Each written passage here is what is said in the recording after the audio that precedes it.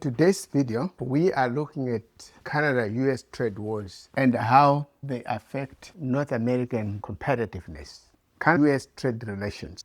Canada and the US share the most dynamic and integrated trade relations in the world. I've already explained the amount of volume in the other video, which I did. I explained the amount of trade volume that Canada, 80% of exports, they go to United States. And in turn, Canada imports back from United States 50% of Canadian imports, not 50% of the goods in America. It's 50% of imports. It only sources another half of the imports from somewhere else. 50% of Canadian imports come from USA, and Canada exports to USA 80% of its exports. They go to USA. So economies, supply chain industry are intertwined. Also, I explained in the other video how manufacturing of cars go back and forth. You can also watch this other video. Let's look at the trade wars, how they started. On the February 5th, after the inauguration, which I believe is on the 6th of January, the American president imposed 25% on Canadian imports and 10% on energy imports. Over the weekend, President Trump declared an economic emergency to impose 25% tariffs on Canada and Mexico and a 10% tariff on China. The one exception is energy. This includes oil and natural gas from Canada. The tariff on that is going to be 10%. Canada and Mexico have both already said that they're going to retaliate, and China has said that it's going to take any measures necessary to deal with this. Tariffs are basically a tax on goods that are imported into a country. Often what happens then is that the company that's importing the goods passes those costs on to consumers so that they'll pay higher prices for the goods that are being affected by the tariffs. Trump says the tariffs on Mexico and Canada are to stop illegal immigration and the fentanyl trade, and that the tariffs on China are specifically to try to stop the production of fentanyl. The president has long been a proponent of tariffs, saying that they would help to make the US wealthier, although a lot of mainstream economists disagree with that. Trump has not said what would need to happen for the tariffs to be lifted. Trade between the US, Canada, and Mexico totaled $1.8 trillion in 2023. So there's really a wide range of products that could be affected here. Cars are a big one. About a fifth of the cars that are sold in the US are built in Mexico or Canada, and parts cross the border multiple times before they end up in the finished product. So this could really have a big impact on the auto industry. Americans are also likely to see higher gas prices because Canada is by far America's biggest supplier of crude oil. The US gets a lot of agricultural products from Mexico and Canada, meaning that prices for things like avocados are likely to go up. A lot of spirits move between the three countries as well, so alcohol prices will probably be impacted. And Canada responded by imposing tariffs on 30 billion US goods. First round. Second round, 125 billion of US goods. Canada imports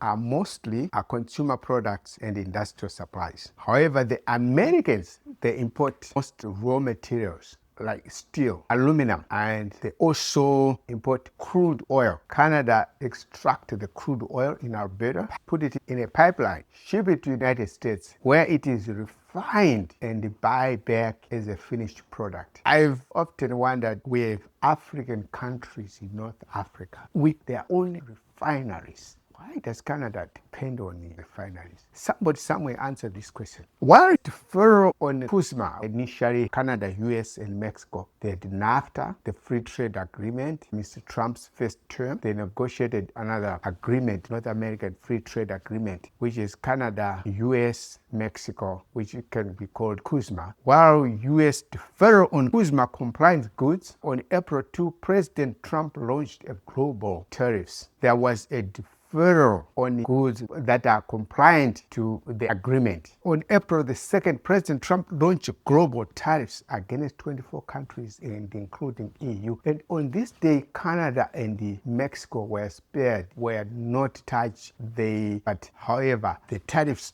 which were initially suggested, they remain 25% on nearly all Canadian imports and 10% on energy. Let's look at the current status of these tariffs. When Mr. Trump imposed the tariffs globally, including EU, Canada, and Mexico were not touched. However, the tariffs which were initially imposed on Canada, 25% on ordinary Canadian imports and 10% on energy, they still remain active. Which were imposed on the 4th of March, retaliatory tariff on 30 billion imports from the United States, they are still in effect. The second round of tariffs on 125 US goods. They are on hold. And Canada has imposed new tariffs on US vehicles that fail to comply with the US-Mexico-Canada rules of origin, targeting American auto industry assembled in the United States. Of course, we have this which I talked about, which go back and forth and eventually they become a finished product. Some of them are sold in Canada. Those are not considered American vehicles.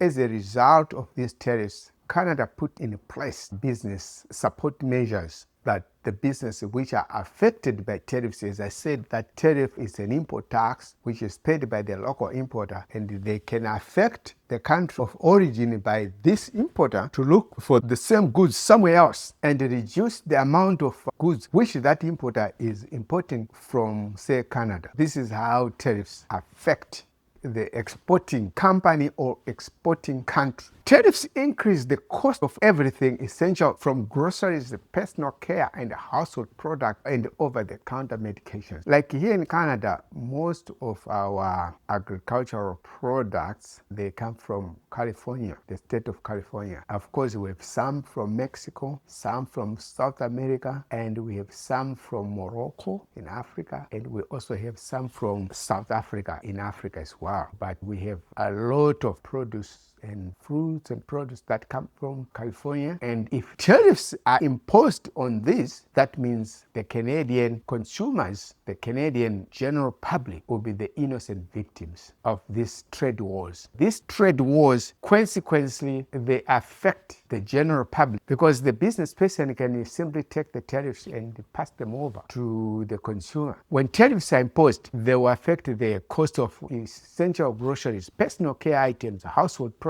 over-the-counter medication. And these are the goods, the 50% of Canadian imports, which I talked about, which comes from United States. Whereas conversely, the Americans, they import generally raw materials, which are used to manufacture certain goods. Lumber used to build houses. Energy, the gas, gasoline, petroleum products. It goes to America as crude, they refine it and into finished products.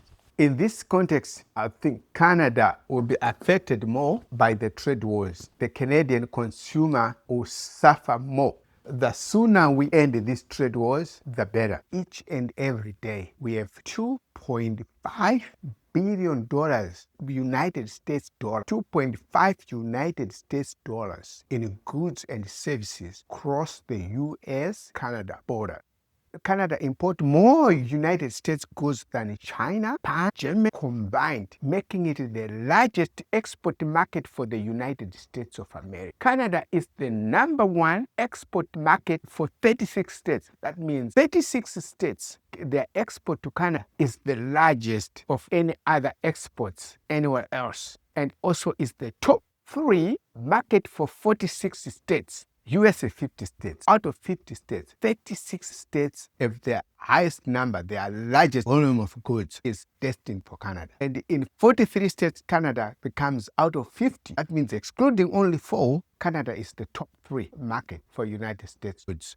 43 states export over US $1 billion to Canada annually. And 70% of Canadian exports are used in making other goods in the United States. As I've already said, that Canada exports mostly raw materials and energy, and also exports hydro. Ontario exports hydroelectricity to about 3 states, and also Quebec exports hydro to other states in the United States. Canada exports steel and aluminum, and these are used in the making of other goods. 70% of Canadian goods, they are used in making other goods. In turn, the Canadian imports are finished products. As I said, over-the-counter medicine. We have other dairy products. We have farm produce from California. We have cheese. We also have wine from Kentucky. These are some of the goods imported by Canada. And in Canada, we import our 50% of our imports.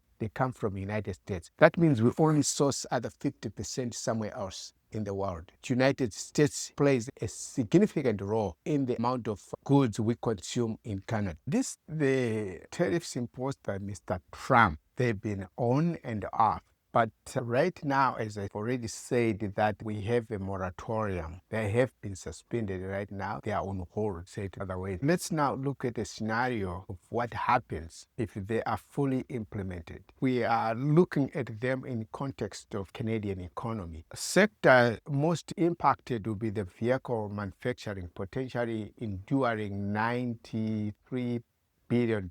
That's 93 United States dollars over 5 years. Big aluminum industry will lose about 12.7. All of these figures are United States dollars. $12.7 billion over 5 years. And we can dodge a bullet by national trade and by trading with EU and also by trading with Asia. As I said in the other video, that the only way we can try and gain economic independence or reduce reliance on America, reduce this dependency on America, the only way we can do it is either by one, trading with our own provinces, that's interprovincial trade. There are barriers right now, which according to Mr. Kani, they have to be smoothened by the 1st of July this year. And also, secondly, we have to look for other markets. We have to look for other markets in South America, in Asia, South Asia, in India, and also in EU countries. We have to look at other like-minded, as Mr. Khan has put it, like-minded trading partners to trade with.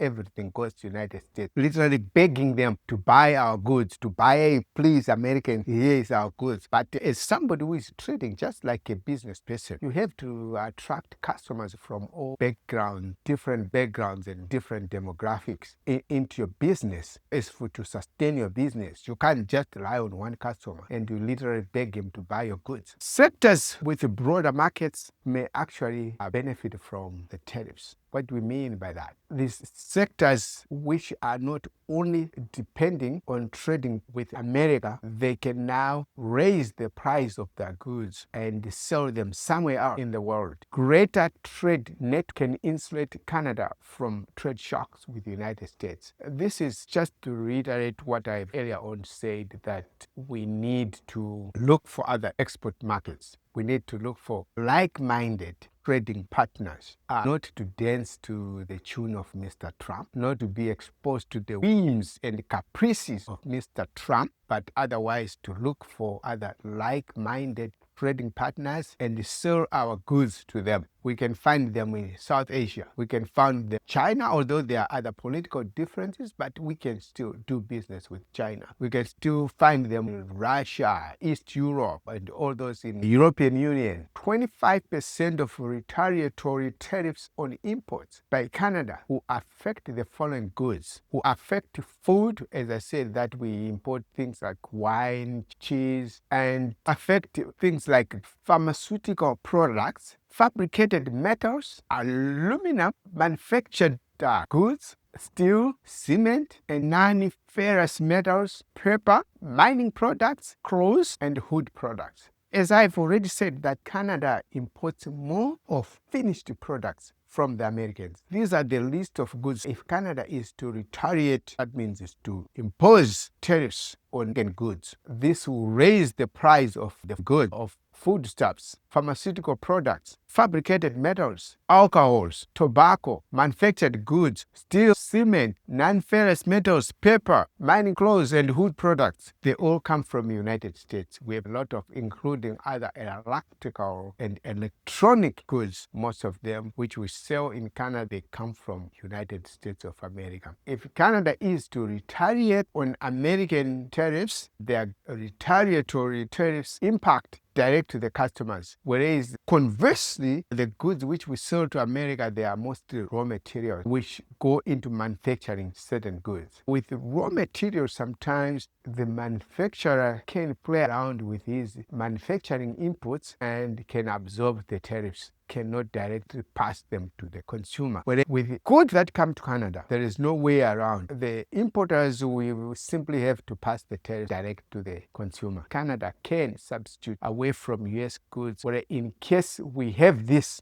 substitute. If we have other pharmaceutical products, other fabricated metals, other alcohol, we also have our own wine here in Ontario, but we also bring alcohols and wine from United States. We can buy Canada and leave American goods on the shelf. Already that drive is already there. We are already doing it to a certain extent. However, in certain type of goods, we might not substitute. Certain like electrical and electronic components, things like computers from IBM, from HP, from all those and other, and cell phones from iPhone, from Apple, all those goods, like we don't have our own substitute. And maybe electrical cars from Tesla, Elon Musk, we don't have anything to substitute. Probably we could source them from somewhere. There are other parts of the world where they are making similar goods. We could buy them from away from the Americans, and then we purchase it from abroad, from either China, EU, Japan, and wherever we can get there. Certain industry may be impacted by U.S. tariffs, but have sufficient production to meet needs across the country, such as steel in Ontario and Quebec. Here we are saying that if we impose tariffs on goods coming from the Americans, in industry, our own industry, which makes similar goods, which we are going to use as a substitute to those American goods, they can ramp up production so as to meet domestic needs, as to meet the needs of the country. And hence we trade among ourselves, we trade with one another. Now, instead of Saskatchewan getting their steel products from American state, they can now get them from Ontario or Quebec. This is what we are saying here. We now have to avoid tariffs on goods that rely on integrated supply chain. We have this car manufacturing, say GM cars. They have auto assembly plants in Canada and also auto assembly plants in the United States. The car is fitted with certain components in Canada, transferred across the border to United States. There is fitted with certain components brought back to Canada, fitted with certain components and shipped to United States. And this goes back and forth several times before the vehicle becomes a complete product. Now, we have to avoid on these products. If that is, if cool heads prevail, if rational thinking prevail, but I don't see that rational thinking coming from across the south of the border, because the United States president has deemed them Canadian vehicles. And he has actually said that we don't need them to be assembling cars for us. We can do it here. He wants GM to shut down the plants here in Canada and then do everything in the United States. However, that might take a lot of time. That might take the time he is going to be the president. By the time that is finished, he might be out of office. Canada would do itself more harm if it is to retaliate with the tariffs on certain goods like its electric products, raw food, natural gas, chemicals, refined petroleum, machinery, biofuel, agricultural products, and vehicles. Here we are suggesting that if a rational reasoning prevails, however, you would find that sometimes politicians, they are insulated from suffering of the common man. They live in their political bubble, in this circle of elites where they don't struggle to afford things as I do. But here we are suggesting that if cool heads prevails, if a rational reasoning takes precedence over emotional decisions, retaliatory tariffs should be avoided on oil, on electric products, on road, on natural gas, on chemicals, refined petroleum. As I talked, that Canada exports crude to Americans, and the Americans, they refined it and sell it back to Canada as finished product. Canada is a little bit of refining in New Brunswick, I believe. It's not much to meet the national demands, meet the national needs.